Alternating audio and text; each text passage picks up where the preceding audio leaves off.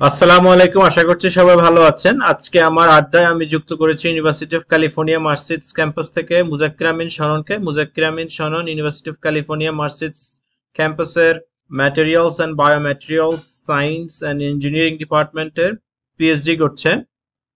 এর আগে শনন বাংলাদেশের জাহাঙ্গীরনগর ইউনিভার্সিটির ফিজিক্স ডিপার্টমেন্ট থেকে অনার্স মাস্টার শেষ করে। তো আজকে আমাদের আলোচনায় যে জিনিসগুলো নিয়ে আমরা আলাপ করব তা হচ্ছে যে ফিজিক্স ডিপার্টমেন্ট থেকে পড়ে আমেরিকায় ফিজিক্স সহ আরো ইন্টারডিসিপ্লিনারি বিভিন্ন ডিপার্টমেন্টে কিভাবে পিএইচডির জন্য অ্যাপ্লাই করা যায়, কিভাবে এই অপরচুনিটি নেওয়া যায়, পাশাপাশি রিকোয়ারমেন্ট অ্যানালাইসিস এবং সাথে আরো অনেক কিছু।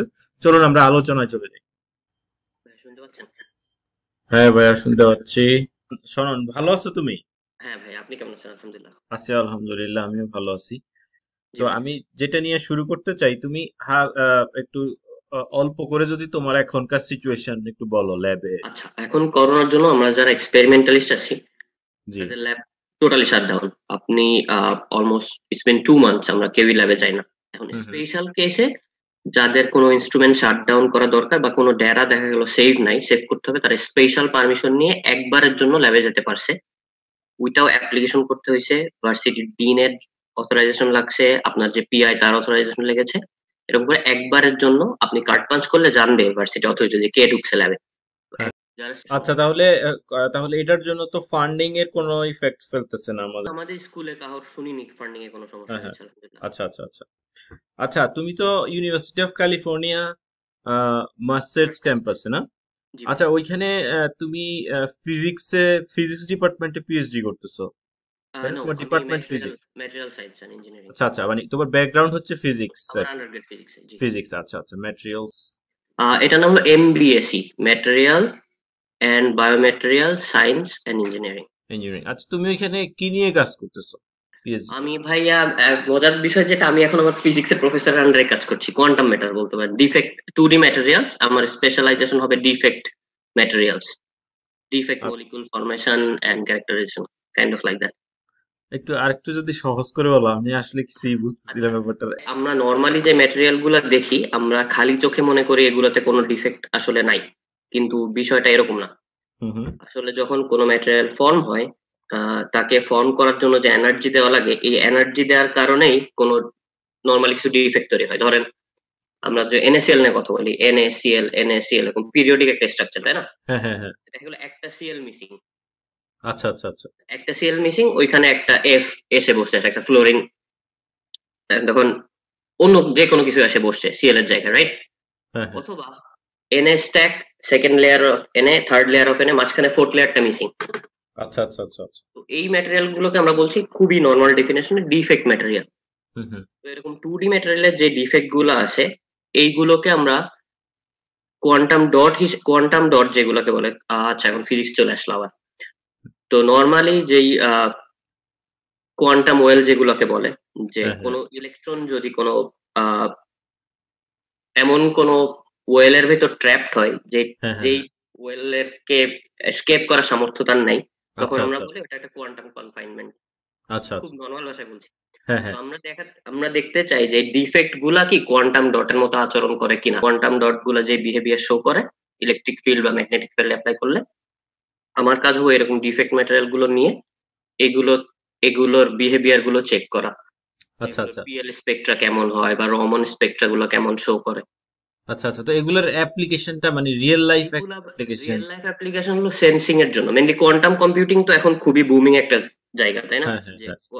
এখন যে নর্মাল যে বাইনারি যে হিসাবগুলো ছিল 101010, এখন আমরা এগুলো চেষ্টা করছি স্পিন দিয়ে করার, ইলেকট্রন স্পিন আপ ডাউন। হুম হুম। সুপারপজিশন স্টেট বলা হয় যেগুলোকে, যে একই সাথে যদি আপ এবং ডাউন দুইটা স্পিন শো করে।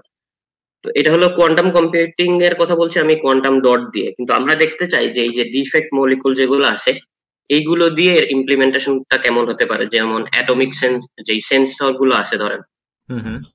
যে নর্মাল যে যত সেন্সর, ধরেন গ্যাস সেন্সর বা প্রেসার সেন্সর, এইসব সেন্সরে আমরা এই ডিফেক্ট মলিকুল গুলোকে ইমপ্লিমেন্ট করতে পারি কিনা। তো আমাদের মেইন কাজ হবে যে কোনো অ্যাটমসফিয়ারিক চেঞ্জে, ইলেকট্রিক ফিল্ড চেঞ্জ বা ম্যাগনেটিক ফিল্ড চেঞ্জে এই ডিফেক্ট মলিকুল গুলো কেমন বিহেভিয়ার শো করে, ওইটা অবজার্ভ করে তারপর আমরা বলতে পারবো যেটা ইমপ্লিমেন্টেশন কোথায় হতে পারে। কোনো আচ্ছা কিছুই আচ্ছা আচ্ছা। হ্যাঁ হ্যাঁ হ্যাঁ। পিএইচডি শুরু করছো তুমি হচ্ছে 2019 ফলে। তো আমি একটু একটু একটু বিস্তারিত আলাপ করতে চাই। চ্যালেঞ্জ গুলো আসলে এখানে কি, একটা ডিগ্রি তো আসলে অ্যাচিভ করতে এখানে অনেক চড়াই উতরাই পার করতে হয়, ফার্স্ট ইয়ার থেকে শুরু করে লাস্ট ইয়ার ডিফেন্ড পর্যন্ত।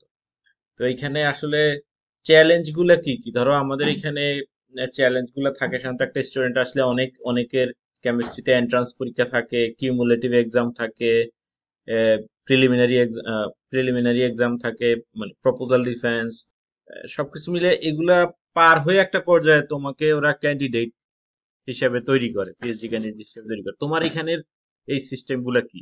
এইখানে ভাইয়া এই ডিপার্টমেন্টটা অনেক ডাইভার্স একটা ডিপার্টমেন্ট। এখানে আপনার ইঞ্জিনিয়ারিং এর ছেলের মেয়েরা আছে, ধরেন আন্ডারগ্রেড কোর্স ইঞ্জিনিয়ারিং মেকানিক্যাল বা হ্যাঁ, হ্যাঁ।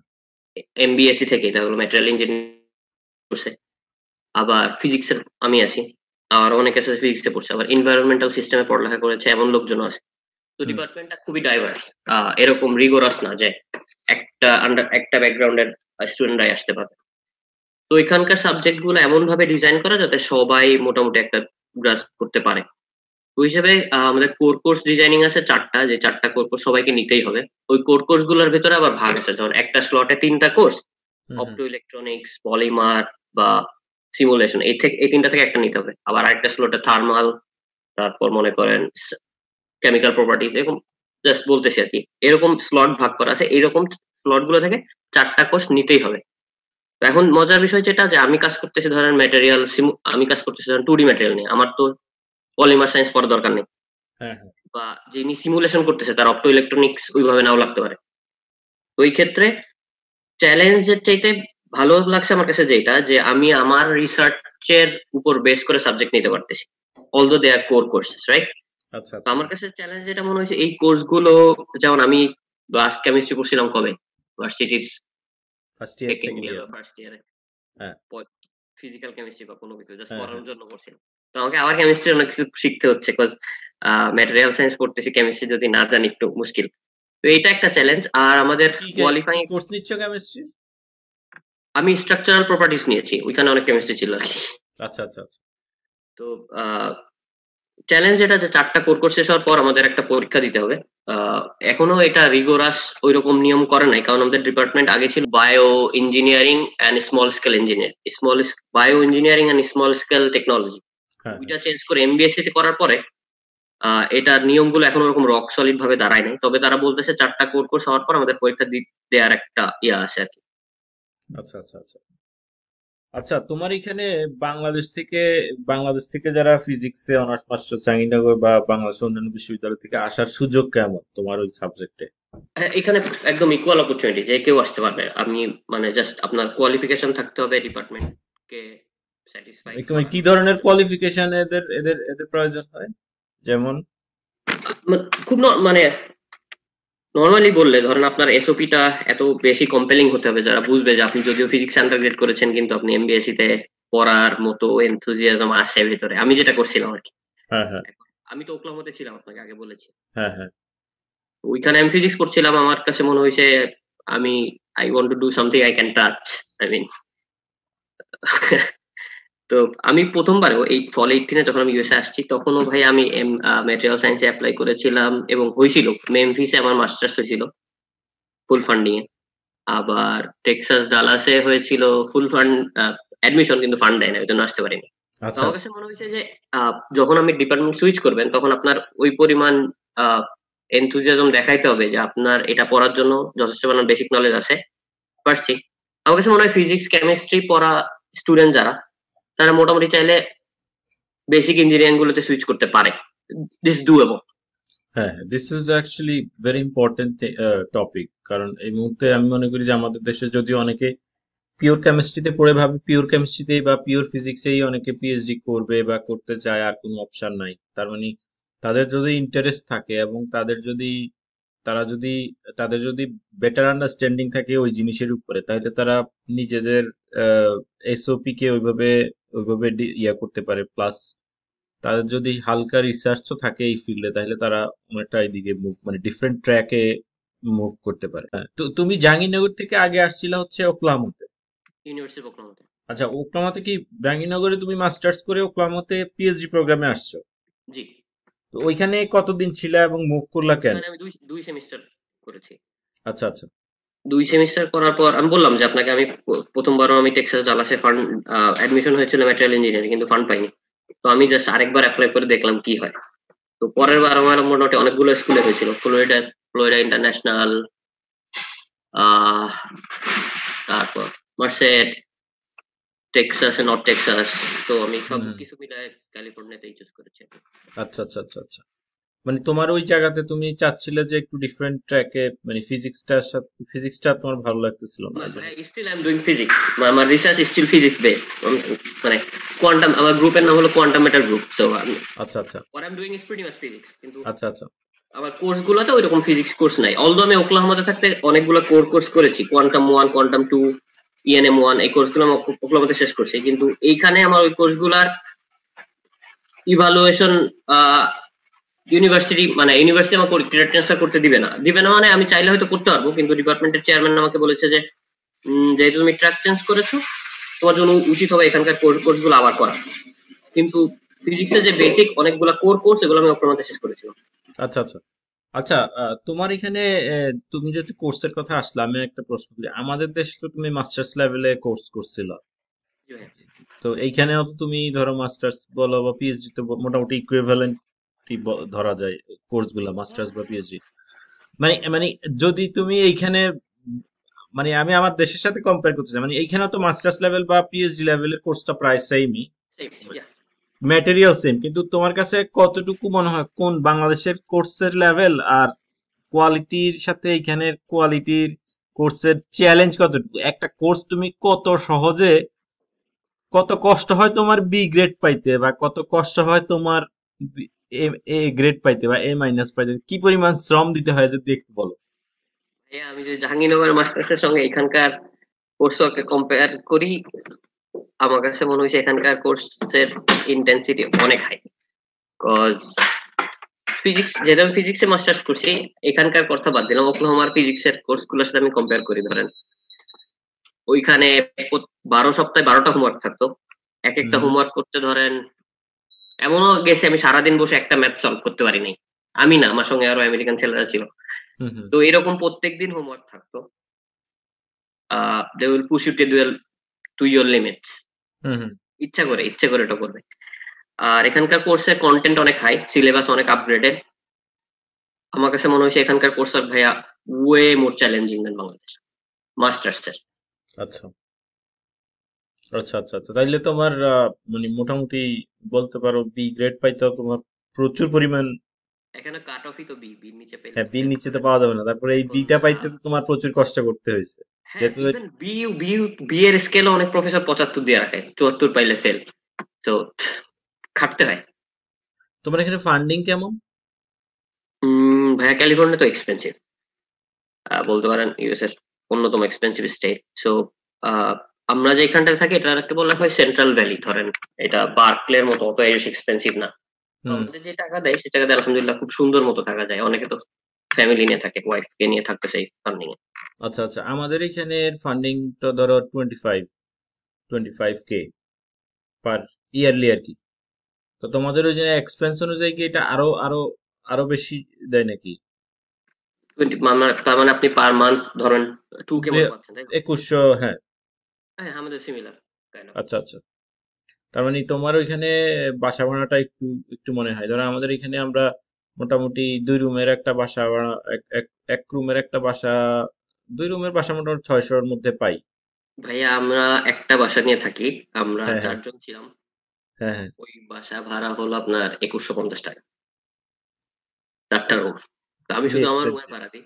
হ্যাঁ ক্যালিফোর্নিয়া ইজ ক্রেজি এক্সপেন্সিভ, হ্যাঁ কিন্তু হ্যাঁ। এইটাও হলো ক্যালিফোর্নিয়ার ধরেন অনেক সবচেয়ে কম, সস্তা অনেক জায়গা। সস্তা একটা বাসা। অনেক সব, মানে ইনফ্যাক্ট হয়তো পারে সবচেয়ে সস্তা। বিকজ আমি হ্যাঁ বার্কলের কথা বলছিলাম আপনাকে, হ্যাঁ। হ্যাঁ হ্যাঁ। বার্কলের প্রফেসররাও অনেক সময় বার্কলেতে থাকে না, হুম বাইরে থাকে, ড্রাইভ করে বার্কলে আসে, because hmm that hmm. Level of expense. হ্যাঁ হ্যাঁ হ্যাঁ, বুঝছি বুঝছি, হ্যাঁ। আসলে ভাইয়া, গ্রাস লাইফে বড় লোক হওয়ার কোনো পসিবিলিটি নাই। হ্যাঁ, মানুষ যে দ্যাটস মনে করে দ্যাটস ইউএসএ পড়তে গেছে অনেক টাকা পায়, হ্যাঁ হ্যাঁ। টাকা তুমি, থাকে না। আচ্ছা তোমার এখানে আরেকটা জিনিস যেটা, ধরো হালাল ফুড এবং রিলিজিয়াস যে ব্যাপার স্যাপার গুলা, নামাজ পড়তে যাওয়া, ঈদের নামাজ, তারপরে জুম্মার নামাজ এগুলার সুযোগ কেমন? হ্যাঁ, হালাল ফুডের জন্য আলহামদুলিল্লাহ সমস্যা নেই। আমি তো নিজে হালাল মেইনটেইন করি আরকি। মানে একদম। আচ্ছা আচ্ছা। আর নামাজের বিষয়টা আমাদের মসজিদ ক্যালমার্সের একটা আমাদের বাসা থেকে 15-20 মিনিটের ড্রাইভ। তো এখন তো মসজিদ অফ। আর ইউনিভার্সিটিতে আমাদের জন্য একটা নামাজ পড়ার রুম দিয়েছে। এটা শুধুমাত্র মুসলমানদের, মানে ওই জায়গাটার নাম রিফ্লেকশন রুম। ওইখানে গিয়ে হোমওয়ার্ক করা বা খাওয়া সব নিষেধ। ইনফ্যাক্ট আমরা মজার কথা বলি, আমি আর আরেকজন গ্রাড স্টুডেন্ট মুসলমান হ্যাঁ নামাজ হ্যাঁ। পড়ে একদিন বসে এখানে আলোচনা করতেছিলাম, পাশে এক অ্যাডমিনিস্ট্রেশনের অফিসার আসছে, এসে বলে, শুনো, এটা গল্প করার জায়গা না, এখানে মুসলমানদের প্রেয়ার রুম, তোমরা এখানে বসে গল্প করতে পারো না।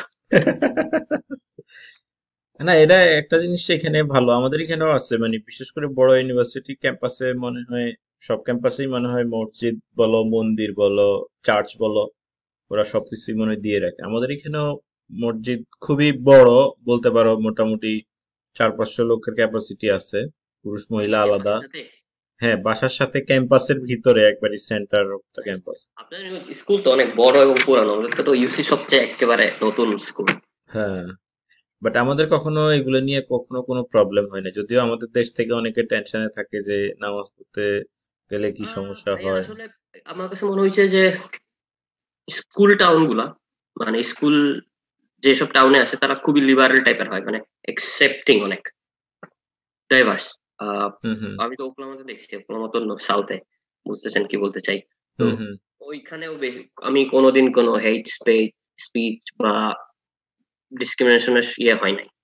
এবং ইউনিভার্সিটি গুলা অনেক বেশি ওপেন, বিকজ ওরা তো ইন্টারন্যাশনাল স্টুডেন্ট দেখে দেখে মেবি অভ্যস্ত। ইউনিভার্সিটির সঙ্গেই মসজিদ ছিল। আমার কাছে মনে হচ্ছে কলেজ টাউন গুলা বেশ একসেপ্টিং। আচ্ছা আচ্ছা, খুবই খুবই ভালো, খুবই সাধারণত আমরা যখন কোনো ইউনিভার্সিটি অ্যাপ্লাই করি এই জিনিসটা আসলে জানা খুব টাফ, পরিচিত কেউ না থাকলে, কারণ তুমি আসলে ইন্টারন্যাশনাল অফিসে ফোন করে বলতে পারবে না আমি কি এখানে নামাজ পড়তে পারবো, হালাল খাবার পাবো, তাই আমার না? একটা মজার কথা বলি, ওকলাহোমাতে ভাই আমার ফাইনাল চলতেছে, বুঝছেন, ফাইনাল না হ্যাঁ মিড চলতেছে। হ্যাঁ। তখন আমি মিড নিবে হলো সন্ধ্যার সময়, আমি প্রফেসরকে গিয়ে বলছি ওই সময় আমার একটা নামাজ পড়তে হয়, আমাকে 5 মিনিটের জন্য ছুটি দেবে, আমি পরীক্ষা হয়ে গিয়ে নামাজ পড়বো। সে দিছে। পরে আমি নামাজ পড়ছি, অফিসে গিয়ে নামাজ পড়ে আবার চলে আসি। একদম পরীক্ষা মাঝখানে। খুবই ভালো যে ওরা এটার জন্য মানে কনসিডার হ্যাঁ, করতেছে, খুবই ভালো। এইটা রিলিজনের ইস্যুটা এখানকার স্কুলগুলোতে বড় ইস্যু, কজ আপনি যাতে কোনোভাবে ডিসক্রিমিনেটেড না হন ওরা ওইদিকে খেলে। হুম হুম। আচ্ছা, তুমি তো জাহাঙ্গীরনগরে থিসিস করছো, কার কার আন্ডারে করছিল আমি তুমি? করছি ডক্টর ফরিদ আহমেদ, ফরিদ আচ্ছা, ওটা ইনস্টিটিউট। কি রিসার্চ ফিল্ডটা কি somewhat sir, similar? Sir solid state ফিজিক্সের এক্সপেরিমেন্টাল সিমুলেশন দুইটাই করেন। আমি তখন সিমুলেশন করেছিলাম, ডিএফটি সিমুলেশন, আচ্ছা আচ্ছা আচ্ছা। Nano materials.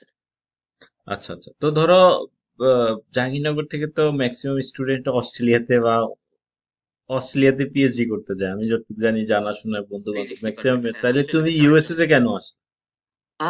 আসলে ভাইয়া আমার ফার্স্টের থেকে ইউএসএ আসার ইচ্ছা ছিল। আহ অন্য কোনো দেশে ওইরকম আগ্রহ হয় নাই, মেবি আমার আত্মীয় স্বজন অনেক ইউনাইটেড স্টেটস আছে এই কারণে বলতে পারেন।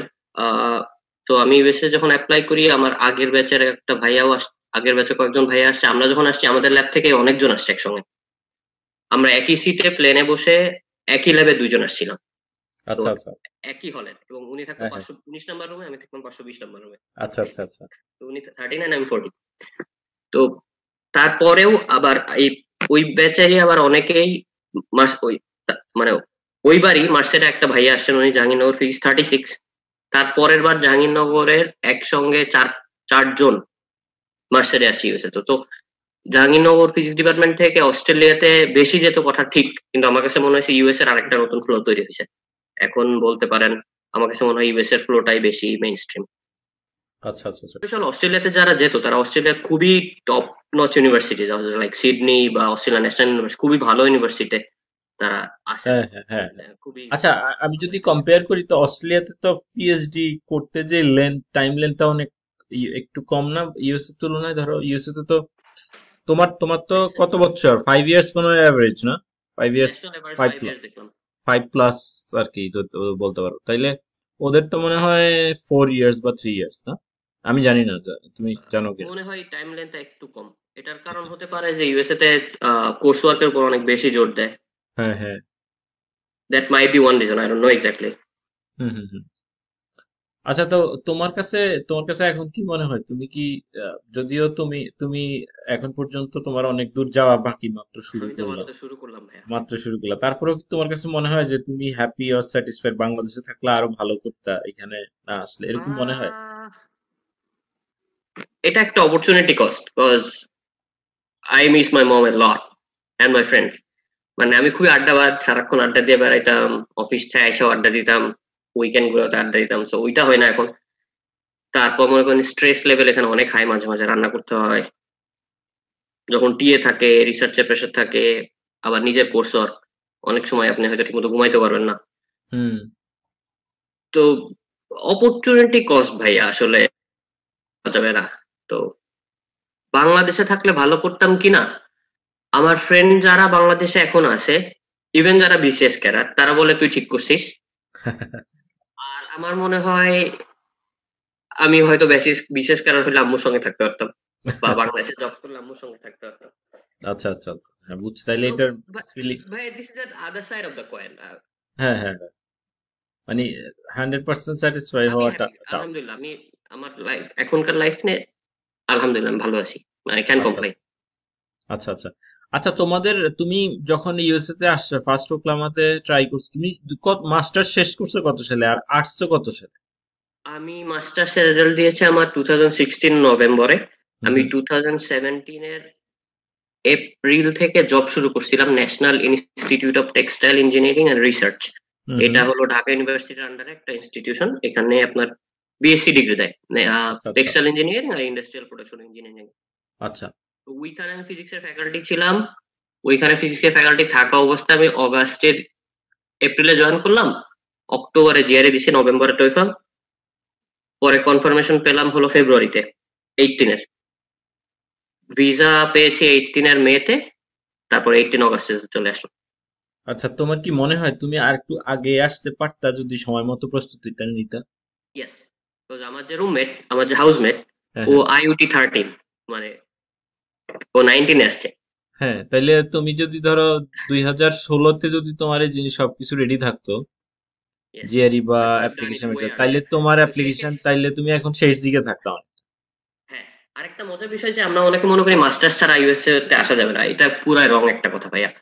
যদি কেউ বিদেশে আসতে চায় পিএইচডি তে, তাহলে তার বাংলাদেশে মাস্টার্স থাকলে কি না থাকলে কি।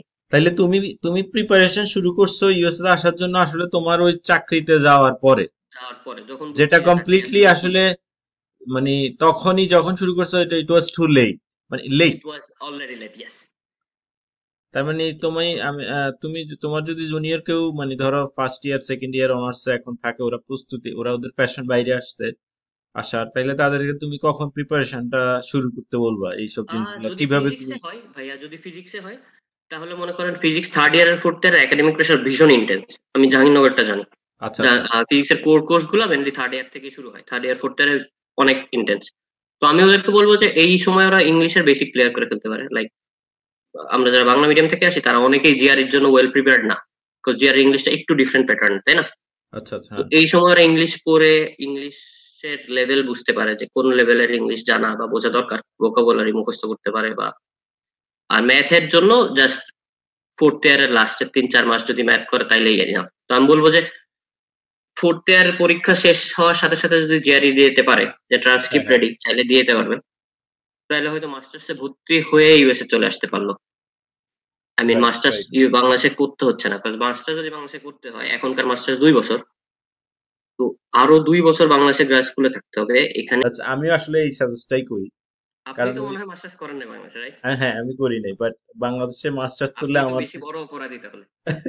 আপনি না, না, পাগলের মতো বড় আসলে ভালো সত্যি স্কুলে কথা, আসছেন। থিসিস করার জন্য একটা নির্দিষ্ট জিপিএ থাকতে হয় আর কি, ওইটা না থাকলে করতে পারে না এটা।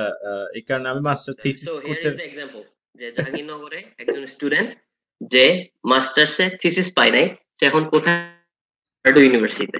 তো পার্ডু ইউনিভার্সিটির নাম আমরা সবাই শুনছি। So this is the example. If you have not done that good in Bangladesh universities, that doesn't mean you are not at that level. You can still do something like Bhaiya. এটা এটা আমি সবাইকে বলি যে বাংলাদেশে masters অনেকে frustrated থাকে GPA, কারণ অনার্স রেজাল্ট দিলেই বা মাস্টার্সে অনার্স রেজাল্ট দিলেই শেষের দিকে থার্ড ইয়ার দিকে মানুষ গেস করতে পারে যে আমি কি পাবো কি পাবো না, এটা একটা কারণ ফোর্থ ইয়ারে এসে রেজাল্ট অতটা টান দিতে পারে না। না, আরেকটা বিষয় হলো ভাই, আমাদের ট্রান্সক্রিপ্ট গুলো খুবই মিসলিডিং, তাই না? ট্রান্সক্রিপ্ট গুলো ভীষণ মিসলিডিং, মানে একটা ছেলে 4 আউট অফ 4 পাচ্ছে মানে সে সবকিছু জানে, আর একটা ছেলে বিয়ারলি 3 ক্রস করছে মানে সে কিছু জানে না। এই কথাটা সবসময় সত্যি না। That's true, that's true. আর আমাদের রাষ্ট্রে আমার কাছে আমি জানি না এটা একমত হবে কিনা সবাই। আমাদের পরীক্ষা তো ধরো সাধারণত পরীক্ষার পড়াগুলা হয় হচ্ছে পরীক্ষার আগের 1 মাস। পিএলএ। হ্যাঁ, 1 মাস। আসলে এই 1 মাসের পড়ায় তুমি যতটুকু বুঝতেছ, যতটুকু ডেলিভার করতেছ, আসলে রেজাল্টটা ওইভাবে রিফ্লেক্ট করে। আচ্ছা, আপনি আমাকে একটা কথা বলেন, আপনি তো কেমিস্ট্রিতে পড়ছেন, একদম হ্যাঁ, ফান্ডামেন্টাল সায়েন্স, ফিজিক্স, হ্যাঁ। Chemistry, maths, stats.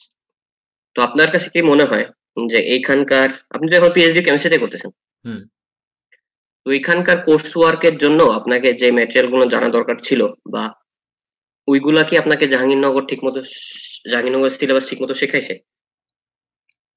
আহ, আমরা বেসিক জিনিসগুলা আমাদের সিলেবাসটা ঠিক ছিল। বেসিক ধরো ফান্ডামেন্টাল জিনিসগুলা আমরা যতটুকু পারছি ততটুকু অ্যাচিভ করার চেষ্টা করছি। ম্যাটেরিয়ালসে অতটা মানে স্যাররা ঢুকানোর চেষ্টা করছে, কিন্তু আমাদেরকে আরেকটু অ্যাডভান্স লেভেলের বিশেষ করে প্র্যাকটিক্যাল নলেজ গুলো আমাদেরকে দিতে পারেন।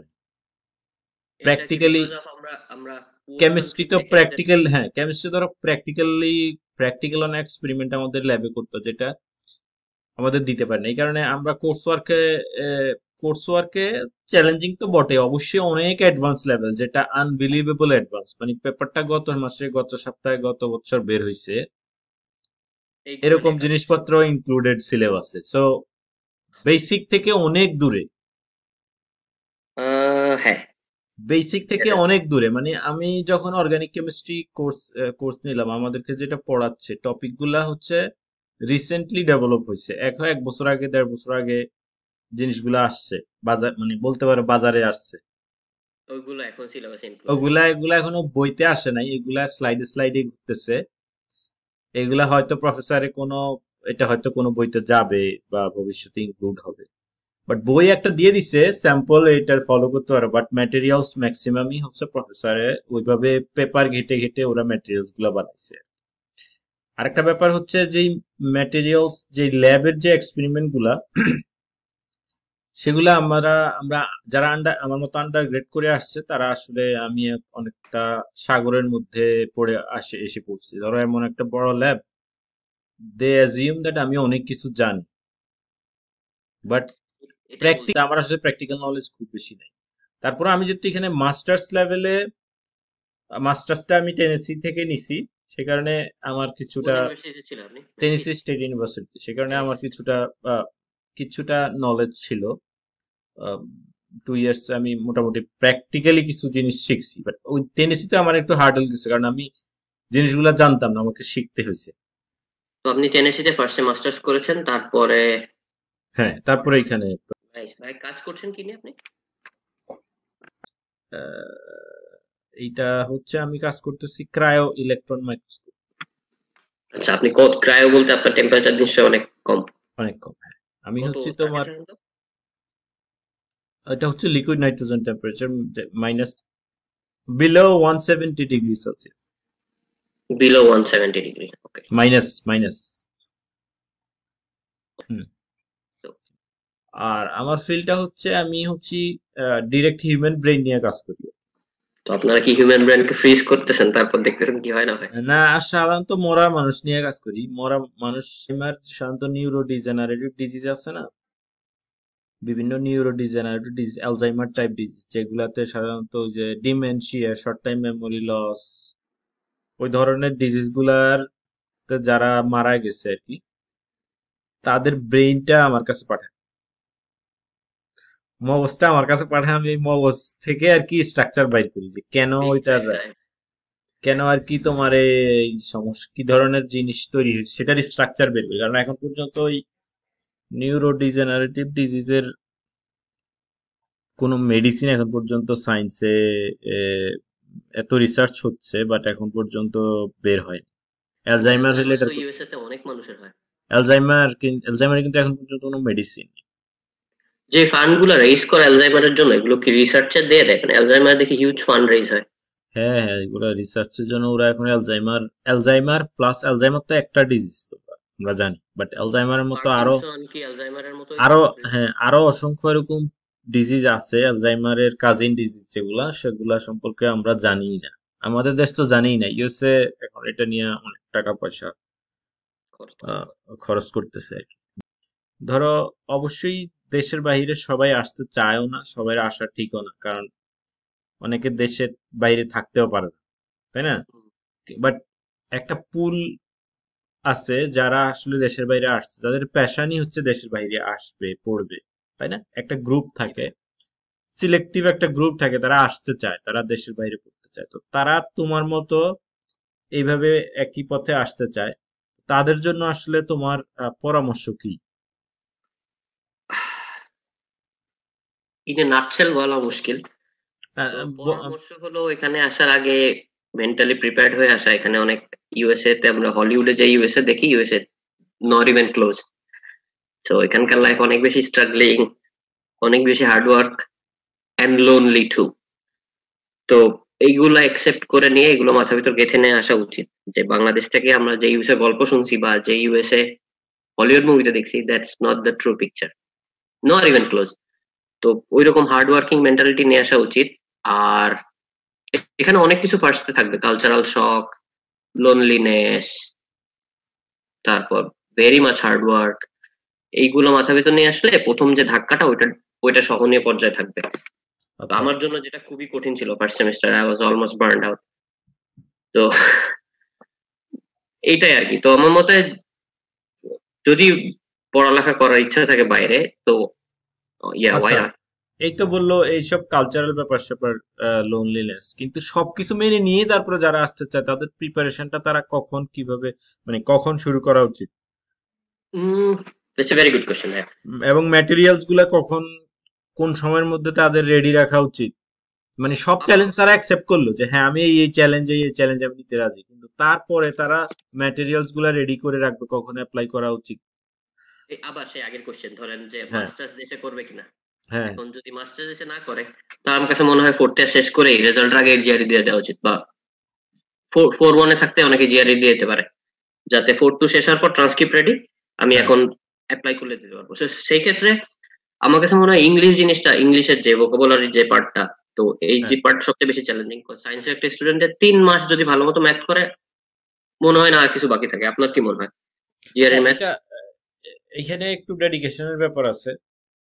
মানে একটু 3 মাস যদি সে কঠোর চেষ্টা করে, তাইলে আমার কাছে মনে হয় 3 মাসে মোটামুটি সে একটা স্কোর পাবে যেটা দিয়ে সে অ্যাপ্লাই করতে পারবে। অ্যাপ্লাই করতে হবে। ভার্বালের জন্য তোমার তাকে একটু স্ট্রাগল করতে হবে। অনেক সময় দিতে হবে। ভার্বালের জন্য তো তাকে একটু অনেক সময় যদি দিতে হবে। সময় পাওয়া যায়, লাইক সেমিস্টার ব্রেক বা এরকম টাইমে জিআর এর প্রস্তুতিগুলো নিয়ে, বা প্রতিদিন যদি কেউ 2-3 ঘন্টা করে, 2 ঘন্টাও যদি পড়তে পারে জাস্ট জিআর এর জন্য, তো সেই ক্ষেত্রে আমার কাছে মনে হয় আন্ডার গ্রেড শেষ করার পর পরই জিআরই দিয়ে দেওয়া উচিত। আবার আরেকটা জিনিস যেটা, যে অনেকের ফ্যামিলি থেকে ওই রকম সাপোর্ট থাকে না। তো হুম সেই হুম। ক্ষেত্রে অনেকে যেটা করে যে 1-1.5 বছর চাকরি করে টাকা জমায়, তারপর সেটা করে জিআরইটা দেয়। তো আমার কাছে মনে হয় দুইটা ওয়ে ডুয়েবল, যে তুমি যদি চাও তাড়াতাড়ি আসবা, হুম হুম। আগে কিছু টাকা পয়সা জমাই ফেললা ভার্সিটি লাইফে, তারপর ফোর টু শেষ করার পর আগে দিয়ে, বা গ্রাজুয়েশনের সাথে সাথে জেরি দিয়ে দিলা, সেক্ষেত্রে টাইম ওয়েস্ট হবে কম। আর যদি মনে করো তুমি টাকা জমায় ইউএসএ আসবা, সেক্ষেত্রেও তুমি তোমার জিআরই টা আগে দিয়ে দিলা, পরে তুমি তোমার জবের স্যালারি পেয়েটা তারপর ভার্সিটিতে অ্যাপ্লাই করলা। এনিওয়েজ আমার কাছে মনে হয় যে যদি আসার ইচ্ছাই থাকে, সেক্ষেত্রে the sooner the better, because time waste হবে রাইট। কম। হ্যাঁ হ্যাঁ। তো ভাইয়া, তোমাকে অনেক অনেক ধন্যবাদ, তুমি তোমার মূল্যবান সময় নষ্ট করে আমার কল সাথে মারতে তো বসেই আছি বাসায় ভাইয়া। আহ, আমাদের আলোচনা মোটামুটি শেষ। মোটামুটি সবকিছু কভার করার চেষ্টা করছি। তোমার কোনো, তোমার কিছু অ্যাড করতে চাও? না ভাইয়া, থ্যাংক ইউ। আপনি আপনি আপনার এই যে ফাইনাল ইয়ারের দিকে এত ব্যস্ত সময়ের ভেতর আমাকে টাইম দিয়েছেন, এর জন্য ধন্যবাদ। আর আমার জন্য দোয়া করবেন, যাতে অবশ্যই। আপনার মতো আমিও ইনশাল্লাহ টানেলের শেষ লাইটটা হ্যাঁ, দেখতে পারি আর কি। অবশ্যই অবশ্যই, তোমরা আমাদের জন্য দোয়া করবা। নিশ্চয়ই ভাইয়া। আর সুস্থ থাকবা, ভালো থাকবা, নিরাপদে থাকবা। থ্যাংক ইউ ভাইয়া। আচ্ছা ঠিক আছে ভাই, ভালো থাকো, কেমন? জি ভাই, ভালো থাকবেন।